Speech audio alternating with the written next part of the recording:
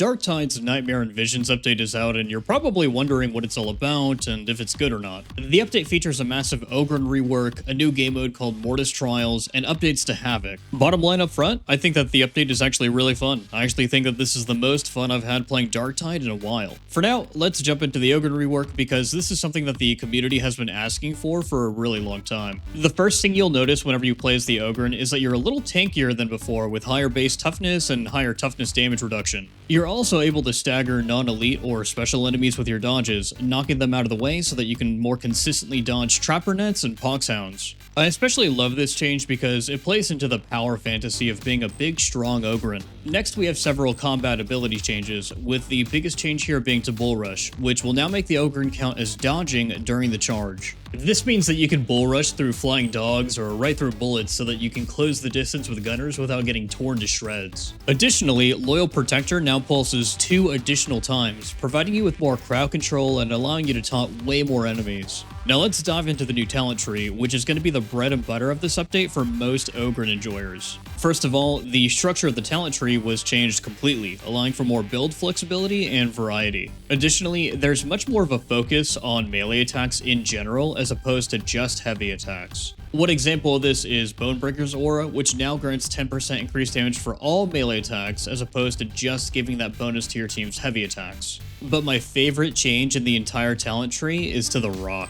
The new Blitz modifier, that one didn't count, replenishes a charge when you hit a weak spot or if you completely miss. This means that if you're good enough, you'll always be able to reliably special snipe, even if you're using a Grenadier Gauntlet or Rumbler. Hopping over to my favorite change for the abilities, Loyal Protector has a new modifier called No Pain, which makes your toughness regeneration absolutely crazy in a really fun way. Panning over to Keystones, the Heavy Hitter and Burst Limiter Override nodes got some serious buffs that make each of them pretty competitive options for the Ogryn's playstyles. Lastly, there are tons of extra damage increasing nodes and buffs sprinkled across the entire talent tree, which is great because the Ogryn should be doing more damage if it's going to be slower than the other classes. That being said, with the revamped no-stopping me talent, you're able to sprint while heavy attacking, making Ogryn pretty quick in his own way. This talent is going to be a must-have in any heavy attack build, and it's just really fun to use. To summarize the changes to the talent tree, the Ogryn now has more options than ever for increasing damage, damage mitigation, and has more quality of life than it ever has in the past. But the changes don't just end at the talent tree.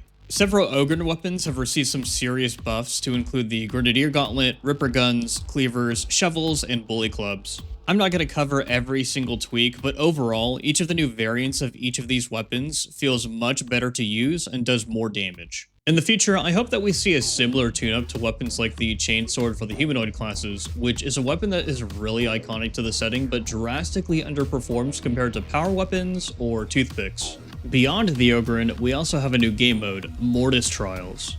Mortis Trials are Darktide's answer to a horde mode that features roguelike elements. The game mode pits you up against 12 waves of heretics to clear and allows you to select buffs based on the indulgence that you pick at the start of the Mortis Trial. There are 5 indulgences that focus on different roles and playstyles, and each offers their own buffs that enhance those particular playstyles, which you earn as you complete waves. The indulgences themselves are separated by damage type. Pyrokinetic for fire, Voltaic for electric, Fulminator as a combination of the two, Death Dealer for close range shooting and melee, and Colossus to focus entirely on melee. The goal in Mortis Trials is to choose buffs that enhance your build so that you can clear the last 3 waves, which can get pretty crazy. I actually prefer the idea of Mortis Trials to a game mode like Havoc because it focuses on giving the player more power while trying to put you into situations where you can use that increased level of power. Havoc is the complete opposite because each consecutive Havoc rank limits player power and increases enemy power, creating an experience that may seem unfair at times.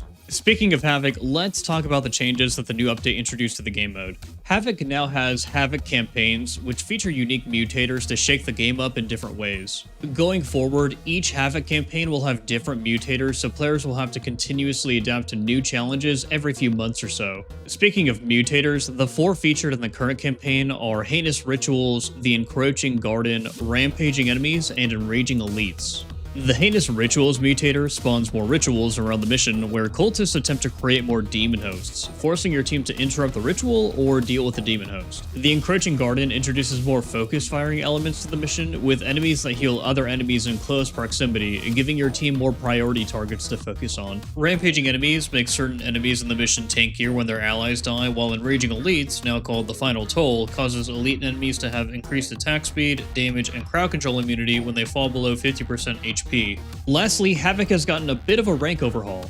With the new update, finishing Havoc assignments will now immediately increase your Havoc rank upon successful completions. This is great because this is something the entire community was asking for. To prevent boosting, Fast Track has also implemented a cap on how many ranks a lower ranking member of your party can climb at any given time. Additionally, although everyone who participates in a Havoc assignment can now rank up immediately, the inverse is also true. Now every player can also lose rank if you fail a Havoc assignment enough times. The punishment isn't going to be exclusive to the host anymore.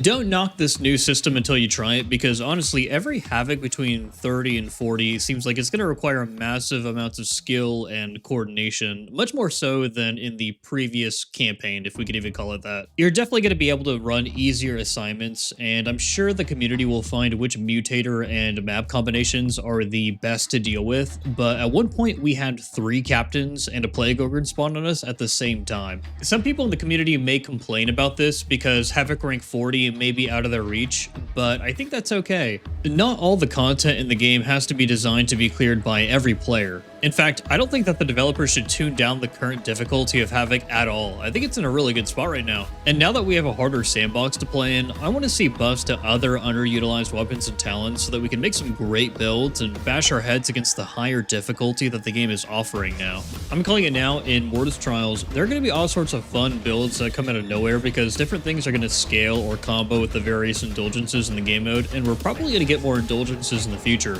I want to reiterate that this is the most fun I've had in Darktide in a long time. Let me know if my take is absolutely crazy in the comments down below, but I feel like the game is in a really good spot right now. Anyways guys, thanks for watching, and as always, this has been Jeficus, and I'll see you